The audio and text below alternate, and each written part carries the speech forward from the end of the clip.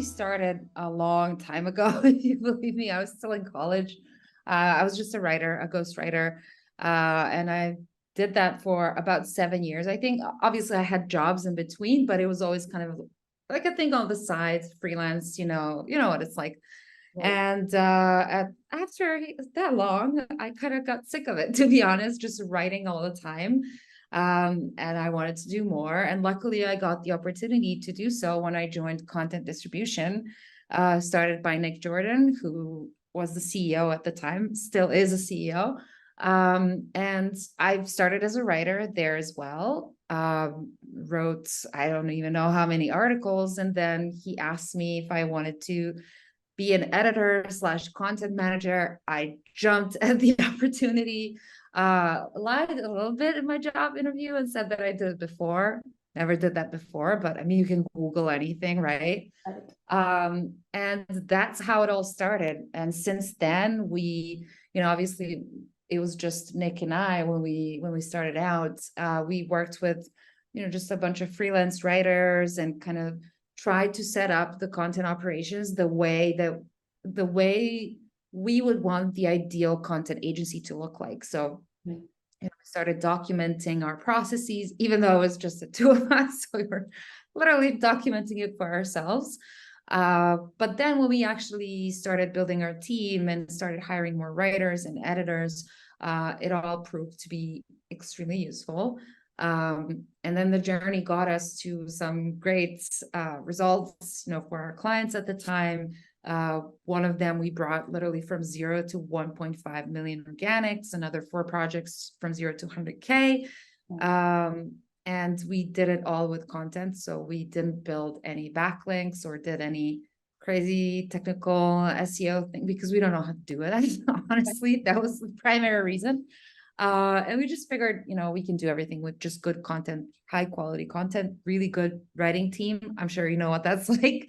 I mean, you guys are kind of up there, with content.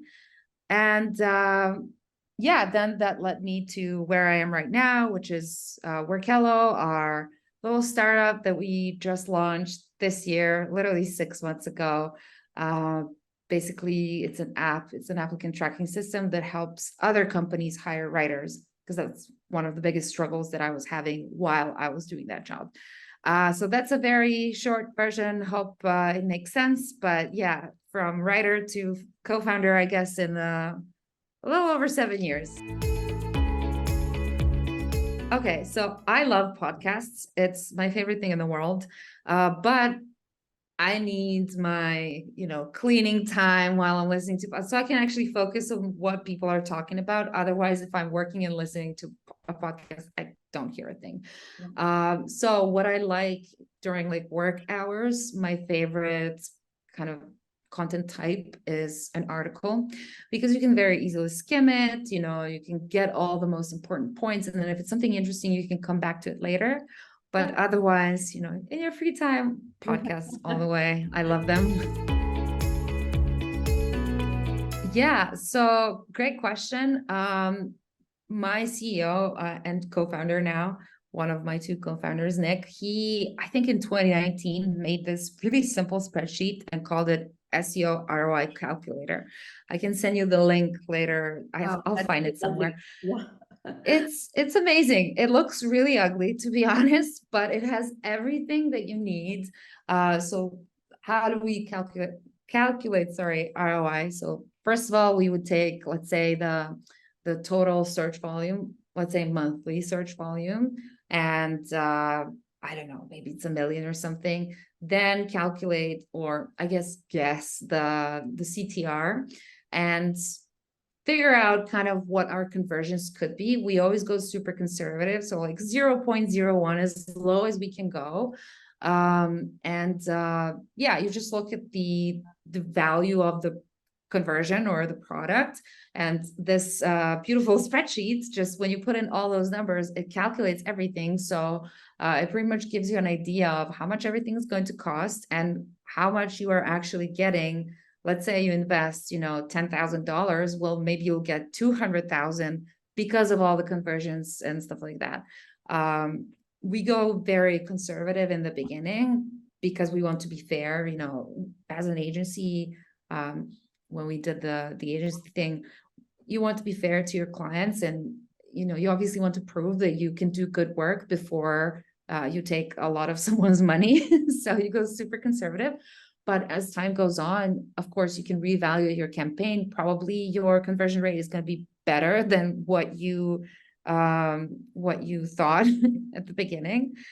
So I can definitely send you that. But honestly, I'm not much of a financial person, so it's a little bit tough for me. But that's kind of, I think I explained it right. I think I explained exactly what we're doing. But yeah, math and me, not good friends, definitely. Fantastic question. So freelancers versus in-house. I personally prefer in-house, but you can go with in-house people, in-house writers, editors, whatever, when it makes sense, right? If you are a new company, obviously, you don't have the money to pay someone full-time and take them in-house, which is fine. You don't have to have it. What I recommend to, anyone who starts using Workello, if they are a new, maybe like a site owner and they just started doing this, they're not an agency really, or a startup. I always tell them, listen, start with freelancers. Yes, you may need just one writer, work with 5, just so you know that you will get your content on time. And if you work with 5 freelance writers, maybe one of them is going to be your first in-house hire whenever you're ready. So for someone who's just starting out, definitely freelance is the way to go. Work with more writers than you think you need, because you just never know when you're going to find that one amazing person that, just like me. I'm kidding. But I mean, in all honesty, when Nick worked with like 10 writers, when he asked me to be his editor, and, it just happened, like we clicked. You never know you're going to click with someone. So I would say to both. If you can't go in-house, go in-house. If you have the systems, if you have the money for it, if you can actually support that person's livelihood. If not, totally fine, go freelance. And the characteristics of a writer, I would say, obviously the language that they're writing in has to be good. I'm not a native English speaker, and I don't think that you should only hire native English speakers, obviously. Definitely no bias there. But whoever you hire needs to have the mastery of the language. Doesn't matter if they're native or not. Some native speakers can barely speak English, as we know, or any other language. I guess that's a prerequisite for everything, right? Good skill to have. And I think the second skill, the most important one, is just the ability to do good research. And it doesn't mean that the writer needs to be an expert in research or anything, but they just need to have that curious mind and say, okay, but why should I write this? Okay, I wrote this sentence, but like, why did I write that? Why is this? Why is that? The 5 whys. And obviously, a little bit of creativity never hurt anyone. I generally also like people that are, respectful of others' time. If you're working with freelancers, you would probably want to work with people who deliver your content on time. Right. Same goes, on your end, you have to pay them on time and just respect them. It just goes both ways. So I don't really have crazy prerequisites for my writers. It's just, speak good English, be nice to work with, and just know how to do a little bit of research. And I can teach you everything else. Literally, you don't have to know anything about SEO or even anything about writing, to be honest, because that could be taught. But just good work ethic, I think, is kind of like a good personality trait to have, whatever you do, but especially content, because it's hard.